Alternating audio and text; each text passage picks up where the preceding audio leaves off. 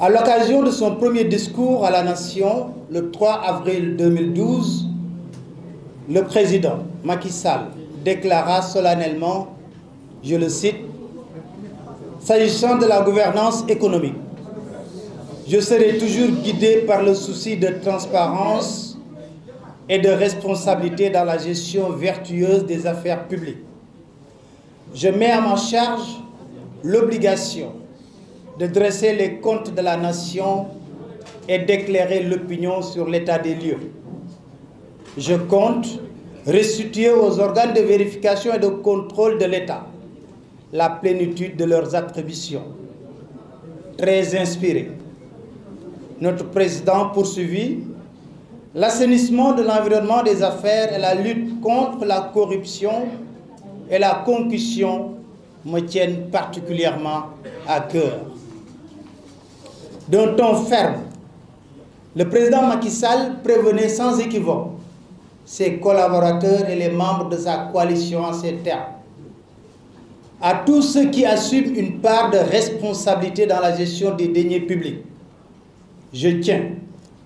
à préciser que je ne protégerai personne.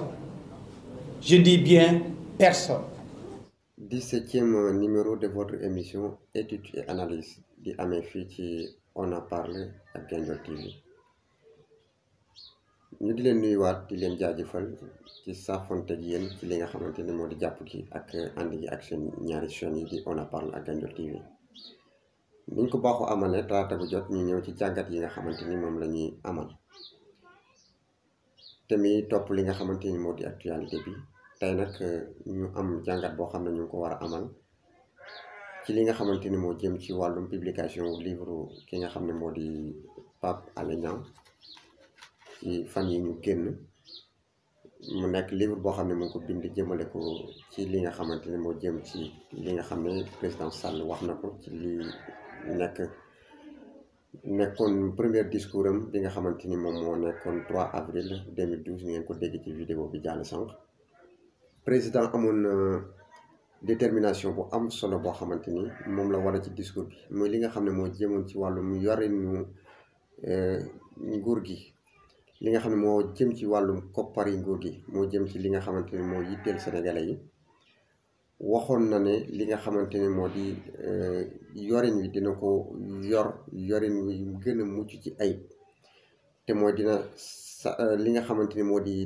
corruption muy maanaam guerre gi nga xamante ne moo tasaaroo woon ci biir li nga xam ne moo di état bi ak biir Sénégal yëpp mu ne dina ko xeex. beneen bi ci topp itam mooy ñi nga xamante ne ñoo ko wër ànd ak moom di liggéey ak moom nañu xam ne amul kenn koo xamante ni dina wëlbatiku protéger la ci lenn loo xamante ni moom moo am ci biir ak njublang wala loo xam ne ak luubal la ci wàllum xaalis. loolu nekk yaakaar goo xamante ni yaakaar ju am solo la.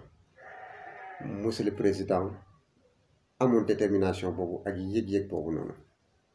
ba tey ñu seetaan vidéo yi nga xamante ni moo di bis boobu nga xam ne mooy bisu Pape Alé Niang boobu.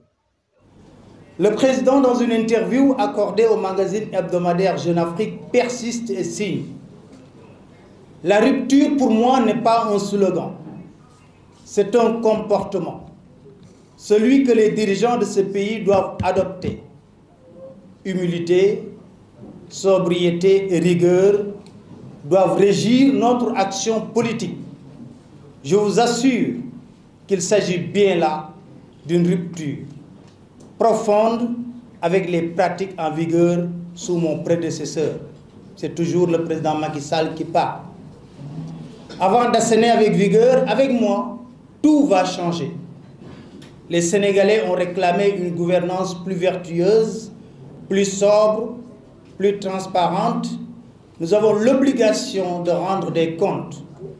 Personne n'est au-dessus des lois. Le temps de l'impunité est révolu. gis nga kon li nga xamante ni moo di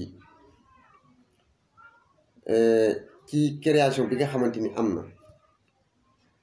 ci OFNAC nga xam ne ni nga ko waxee ci 21 mai 2012 nga xam ne ginnaaw bi mu dajeeg ñi war a dajeel jaar fi mu war a jaar créer li nga xamante ni moo di OFNAC yëmul ci création OFNAC mais mu jox ko pouvoir boo xamante ni OFNAC dafay nekk di saytu li nga xamante ni moo di doxalinu état bi ci lépp loo xamante ni moo jëm ci wàllum investigation jëm ci lépp loo xamante ni wàllum enquête la boo xamante ne dina yitteel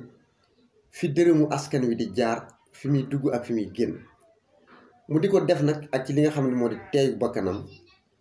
ba li nga xamante ni moom mooy li war a jëm ci wàllum état bi ci saytu li nga xam ne moo di yorin wi mën a jaar yoon amaat possibilité itam rendre ko public ñëpp jot ci xam li nga xamante ni moo nekk ci rapport yooyu mu nekk espoir bu am solo muy yaakaar joo xamante ni ñun ñëpp àndandoo woon nañ yaakaar ko waaye ñu continuer seetaan li nga xamante ni moo jëm ci vidéo yi ba tey. Alliant donc la parole à l'acte pour prouver ses bonnes intentions, le lundi 21 mai 2012, le président Macky Sall annonça la mise sur pied d'un office national anticorruption, OFNAC, qui a pour mission de prévenir et de lutter contre la corruption et les infractions assimilées, dans le but de renforcer le dispositif stratégique de la gouvernance publique. Au cours d'une rencontre avec les inspecteurs généraux d'État et les membres du gouvernement, le chef de l'État déclare de manière solennelle: l'OFNAC, qui va être bientôt créée, sera une autorité indépendante, dont la mission consistera à la prévention et la lutte contre la corruption et les infractions connexes. L'OFNAC sera chargée de promouvoir l'intégrité et la probité dans la gouvernance publique. Cette structure sera dotée d'importants pouvoirs, notamment celui d'autosaisine, pour toute enquête ou investigation qu'il jugera utile. Avec la même verve, le président Macky Sall ajoute: d'ailleurs, je préviens tout le monde, l'OFNAC va aussi publier ses rapports. ñoo ko seetaanaat ci li nga xamante ni mooy vidéo bi ñu gis mu ci leeral moom président de la République comme ni ko Pape Alé Niang waxee ci interview bi nga xam ne accordé loon na ko Jeune Afrique mu wax li nga xam ne moo di li sénégalais yi yittewoo li sénégalais yi soxla ci li nga xamante ni moo di doxalinu état bi muy li nga xam ne yàgg nañ koo seet ci ñi ko jiitu muy ñoo xam ne dañuy luubal alalu askan wi te dara du leen ci fekk di enrichir lu bari ci xaalisu askan bi te dara du leen ci fekk mu gis ne sénégalais yi laaj la boo xam ne laaj nañ ko ngir ñu taxawal leen ci sàmmal leen li nga xamante ne moo di seen alal jooju noonu moom nag moo xamle ne li nga xamante ni moo di rupture dana am tey rupture bi nga xam ne mooy am rupture dëgg-dëgg lay doon nekkut loo xam ne rek dañ koy wax ko nii mu seey jàll waaye dafay nekk rupture boo xamante ne bu ñëpp mën a teg bët la bu ñëpp mën a teg loxo la ci loo xamante ne lu leer nañ lay doon gouvernement bu set wecc gouvernement bu leer nañ boo xamante ne képp koo xamante ne toxal na dërëm ba gën a néew dana ñëpp ñi nga xam ne ñoo di askan wi dañuy yëg ne diw sangam toxal na alali askan wi te jàpp nañ ko def nañ ko nangam ak nangam mu nekk loo xam ne nit ñëpp ñoo ciy teg seen bët mu wane ne rupture bi nga xamante ni moom lay woote rupture dëggantaan lay doon. beneen bi ci topp itam mu wax ni li nga xamante ne moo di temps d'impunité mooy ñi nga xam ne dañ daan def lu leen neex dara du leen ci fekk jeex na takk amatul kenn ku mën a def dara ci fii nga xamante ni moom la ñu nekk di Sénégal te toppuñ la daluñ ci sa kaw ba li nga xamante ni moom nga yore askan wi nga delloo leen ko loolu muy engagement bu am solo ba tax mu créer li nga xamante ni moo di ay corps de contrôle yoo xamante ne teg na leen fi ngir képp koo xamante ne laal na alal askan bi ñu mën ko jëflante ak yow nañuy seetaan ba tey vidéo Pape Alé Niang bi. La création de l'OFNAC avait suscité beaucoup d'espoir, mais il subsistait toujours une interrogation légitime. L'OFNAC allait-il pouvoir contourner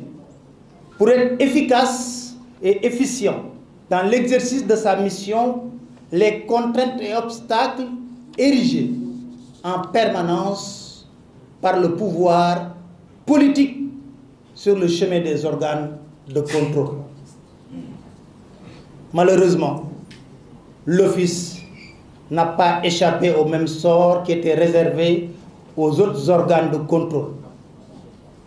Le dossier établi contre le DG du Centre des œuvres universitaires de Dakar dort dans les tiroirs de Dame Justice. Mieux, plus d'une vingtaine de dossiers sont sur la table du procureur. Rien n'a été fait jusqu'à présent. Le rapport sur le coude nous a particulièrement intéressés. Juste rappeler que l'OFNAC n'a pas été le premier organe de contrôle à avoir épinglé et décrié la gestion du coude. En vérité, le coude peut être assimilé à la vache à lait de ses directeurs au service de tous les régimes qui se sont succédés à la tête de ce pays. La polémique soulevée par le rapport de l'OFNAC sur la gestion du coude nous a poussé à vouloir en savoir davantage, ce qui a donné naissance à ce livre. Un livre qui s'est basé intégralement que sur le rapport produit par l'OFNAC. Nous voulons ainsi permettre à chaque Sénégalais, après lecture, de se fonder sa propre conviction. Telle est notre modeste ambition. Nous ne nous targuons pas d'être des journalistes d'investigation. Et avec toute la modestie requise, nous voulons et avons même l'obligation non seulement de participer quotidiennement au combat contre le pillage organisé de nos maigres ressources, mais également de démasquer le comportement de nos dirigeants véreux aux antipodes des valeurs cardinales de la bonne gouvernance. mbokk yi ñu àndandoo seetaan ko muy dossier bi nga xamante ni Pape Alé Niang wax na ci kenn ku nekk wax ci nit ñëpp tegandoo seen bët ki nga xamante ne moom la ñuy tudd ci mbir mi amul benn yoon boo xamante ni gis nañ rek luy nuru ne bëgg nañoo sanctionné kii wala bëgg nañoo leeral li nga xamante ni moom mooy li muy dox di ko dénk ay yeneen i ndombay tànk di ko jox ay yeneen i promotion yoo xamante ni mu ngi ci askan wi te kenn ku nekk xam ne rapport yi tudd Khalifa Sall def nañ ci li nga xam ne moo di seen fulla ju mat sëkk. Karim Wade li ko tudd def nañ ci seen fulla ju mat sëkk waaye ba tey ñi nga xamante ne ñoo nekk ci état bi ñu di leen tudd ci ay luubal gisaguñ benn yoon état bi yëkkati li nga xamante ni moo di yaram dalale ko ci ñoo ñi nga xamante ni ñoom la ñuy tudd mu mel ni ñàkk yaakaar gi ñu ñàkk yaakaar mooy dafay dem ba mel ni li nga xamante ni moo di état bi dafay doxe ci li ñu tuddee kumba am ndey ak kumba amul ndey.